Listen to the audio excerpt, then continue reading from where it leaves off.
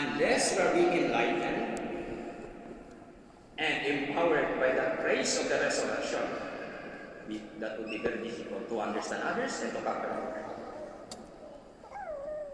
Sa gospel ngayon, pinaalalanan tayo ng Panginoon na siya Diyos na nagbibigay ng ibang pagkakataon para sa ating lahat. Sana hindi natin ito sayangin. Our second chance will be our last chance. Tanungin natin sa bawat sarili natin. As pare, as nanay, oras tatay, oras mga anak. Ano ba pwede natin baguhin? Ano ba pwede natin i-rectify para maging mapayapa ang pamilya natin?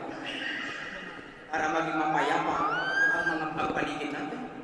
At para itong Jesus na muling nabuhay ay maging totoo, konkreto sa mga salita at mga gawa natin. At dahil of the gospel, very explicit ang sinabi ng Diyos, tayo ang saksi na ang Diyos ay buhay.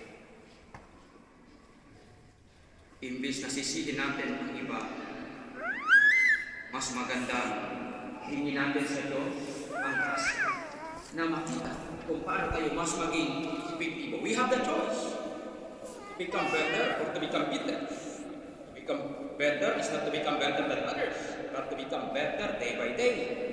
Kaya nga, kung kumustahin ay kumusta na.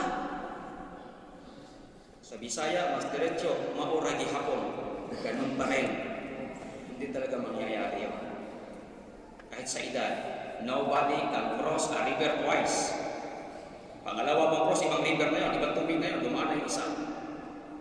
God is always asking us to grow.